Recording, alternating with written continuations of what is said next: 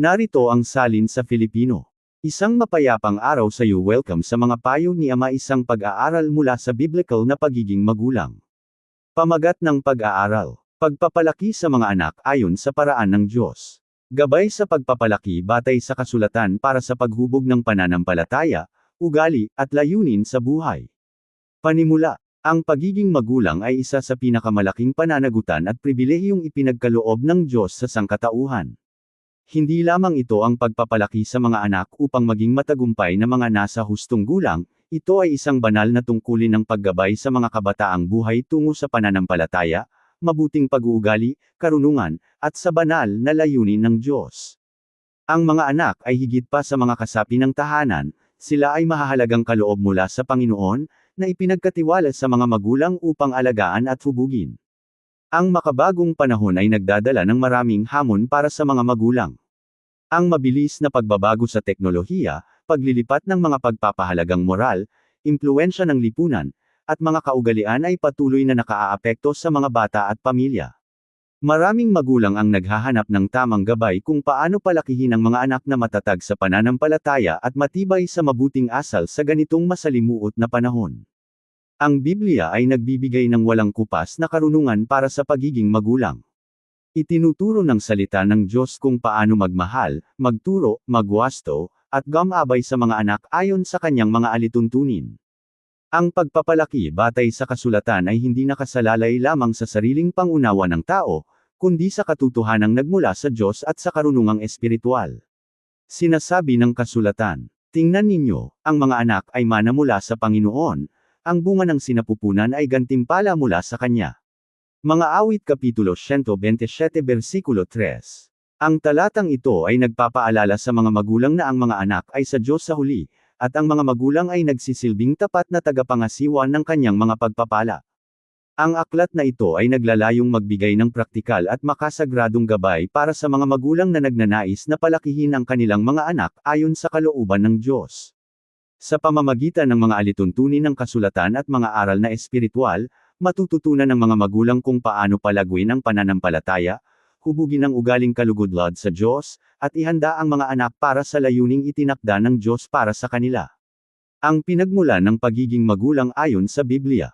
Ang pagiging magulang ay nagmula mismo sa Diyos. Bago pa man magkaroon ng sibilisasyon, mga kaayusan sa lipunan, at mga institusyong pang-edukasyon, itinatag na ng Diyos ang pamilya bilang unang samahan sa sanlibutan.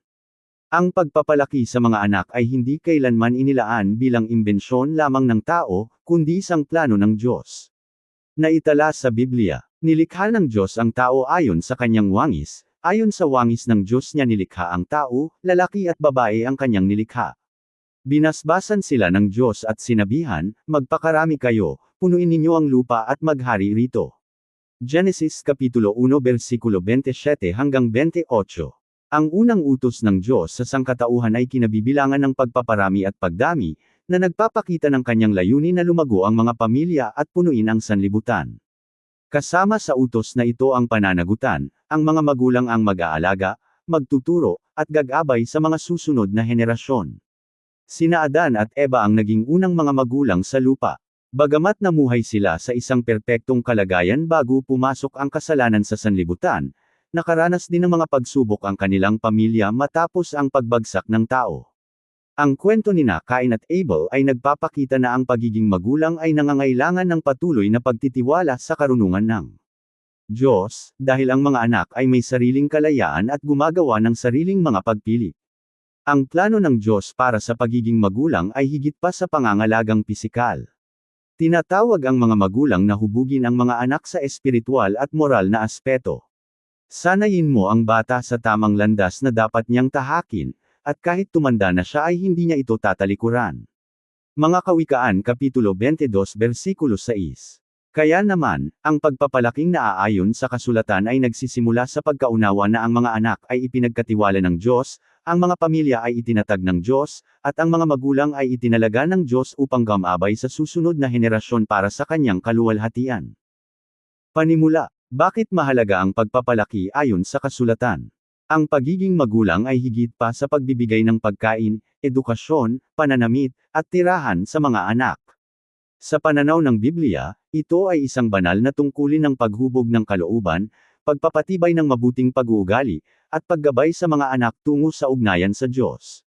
Madalas na sinusukat ng lipunan ang tagumpay sa pagiging magulang sa pamamagitan ng matataas na marka, yaman, o katanyagan. Ngunit itinuturo ng kasulatan ang mas dakilang layunin, ang pagpapalaki sa mga anak na nakikilala ang Diyos, namumuhay ayon sa kanyang katotohanan, at gumaganap ng kanyang layunin. Hindi kailanman inilaan ng Diyos na ang pagpapalaki ay nakabatay lamang sa karunungan ng tao. Ang mga kaisipan ng tao at mga pamantayan ng kultura ay patuloy na nagbabago, ngunit ang salita ng Diyos ay nananatiling matatag at walang hanggan. Sinasabi ng Biblia, "Ang langit at ang lupa ay lilipas, ngunit ang aking mga salita ay hindi kailanman lilipas." Mateo Kapitulo 24 versikulo 35. Mahalaga ang pagpapalaking naaayon sa kasulatan dahil ang mga anak ay ipinagkatiwala ng Diyos sa mga magulang.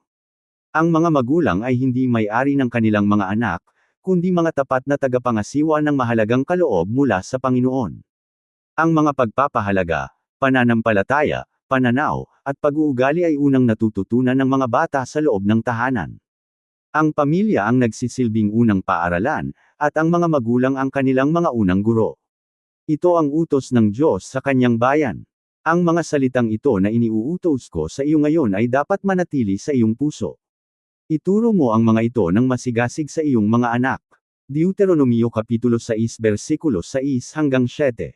Ipinapakita ng utos na ito na ang pagtuturo ng mga aral ng pananampalataya ay hindi dapat paminsan-minsan lamang, kundi bahagi ng pang-araw-araw na pamumuhay.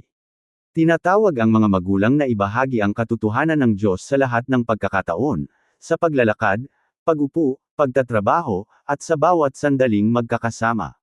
Mahalaga rin ito dahil ang mga batang lumalaki ngayon ang magiging mga pinuno, tagapaglingkod, magulang, at impluwensya sa hinaharap. Ang mga pagpapahalagang itinanam sa kanilang kabataan ay madalas na humuhubog sa takbo ng lipunan sa mga susunod na panahon. Ang pagiging magulang bilang banal na tungkulin. Marami ang tumitingin sa pagiging magulang bilang isang gawain o pananagutan lamang, ngunit ipinapakita ng kasulatan na ito ay isang banal na tawag mula sa Diyos. Ang isang tawag ay hindi lamang isang gawaing kailangang tapusin, ito ay isang misyong ipinagkatiwala ng Diyos para sa tiyak na layunin. Itinalaga ng Diyos ang mga magulang upang maging kinatawan ng kanyang pagmamahal, gabay, pagwawasto, at pag-aaruga sa loob ng tahanan.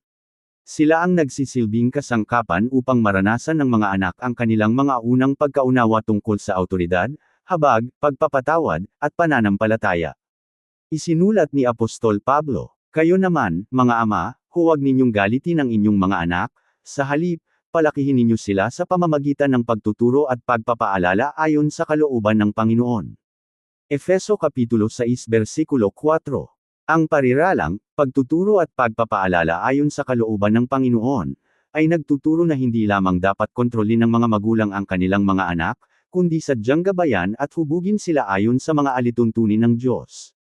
Ang pagiging magulang bilang banal na tawag ay nangangahulugan ng pagpapalaki sa mga anak ng may panalangin at pagtitiwala sa Diyos.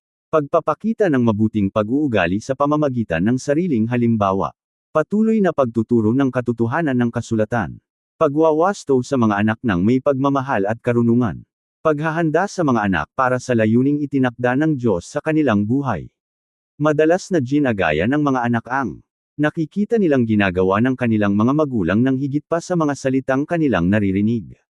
Kaya naman, tinatawag ang mga magulang na hindi lamang magturo, kundi maging mabuting halimbawa ng pamumuhay na kalugod-lugod sa Diyos. Ito ang itinuturo ng Biblia. Tularan ninyo ako, tulad ko na tumutularan kay Kristo. Unang Korinto Kapitulo 11 versikulo 1. Ang mga magulang ay nagiging buhay na halimbawa na araw-araw na nakikita ng kanilang mga anak. Ang plano ng Diyos para sa pamilya at mga anak.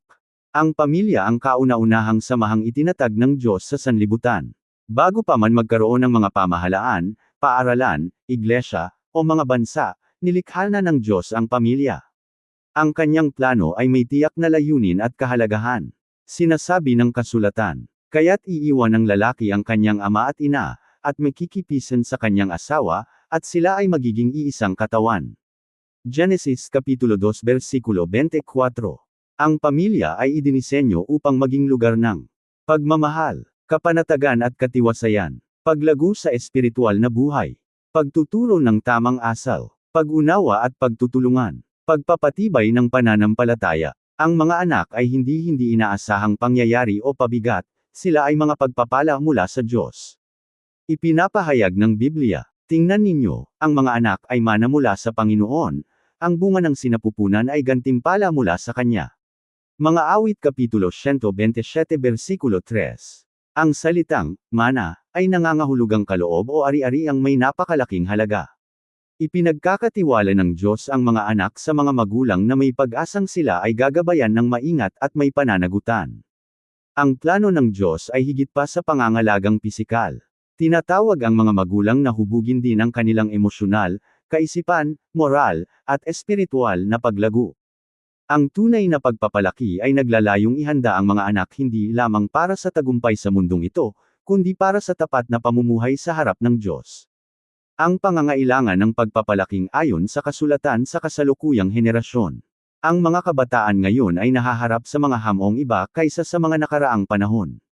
Lumalaki sila sa mundong mabilis ang pagbabago ng teknolohiya, puno ng panggigipit ng lipunan, pagkalito sa tamang asal, at magkakaibang pananaw sa buhay. Nalalantad ang mga kabataan sa iba't ibang impluwensya tulad ng mga plataporma sa social media, mga palabas at aliwan, panggigipit ng mga kaibigan, makabagong kagamitan at teknolohiya, mga paniniwalang walang kinalaman sa pananampalataya, mga usong kaugalian at paniniwala. Kung walang gabay mula sa kasulatan, madaling malito ang mga bata tungkol sa kung ano ang katotohanan, kung sino sila, ano ang layunin nila, at kung ano ang mga tamang pagpapahalaga. Nagbabala ang kasulatan. Huwag kayong makibagay sa takbo ng mundong ito, sa halip, magbago kayo sa pamamagitan ng pagbabago ng inyong pag-iisip. Roma Kapitulo 12 versikulo 2. Lubhang kailangan ng pagpapalaking nakabatay sa salita ng Diyos upang mabigyan ang mga anak ng matibay na pundasyong espiritual. Hindi maaaring umasa lamang ang mga magulang sa mga paaralan, lipunan, o iglesia upang hubugin ang pananampalataya ng kanilang mga anak. Ang pananagutang ito ay nagsisimula sa loob ng tahanan. Itinuturo ng aklat ng mga kawikaan. Sanayin mo ang bata sa tamang landas na dapat niyang tahakin, at kahit tumanda na siya ay hindi niya ito tatalikuran. Mga Kawikaan Kapitulo 22 versikulo 6. Ang paghubog ay nangangailangan ng sadyang pagsisikap, pasensya, pagiging matatag, at panalangin. Ang pagpapalaki ayon sa salita ng Diyos ay nagtatayo ng pundasyong magpapanatili sa mga anak na matatag sa gitna ng mga pagsubok ng buhay. Bilang mga magulang, hindi tayo tinatawag na magpalaki ng mga anak na walang kapintasan. Ang ating tungkulin ay gabayan silang tapat tungo sa ganap na tagapagligtas, si Hezo Kristo. Sa pamamagitan ng karunungan, habag, at lakas na nagmumula sa Diyos, matutupad ng mga magulang ang banal na tungkuling ito at mag-iiwan ng walang kupas na pamana ng pananampalataya para sa mga susunod na henerasyon. Maraming salamat sa pakikinig. Ipagpapatuloy natin sa susunod ang ating pag-aaral mula sa paksang ito. Ako si Pastor Jeff Flores ang nagsasabing sa Diyos ang lahat ng papuri.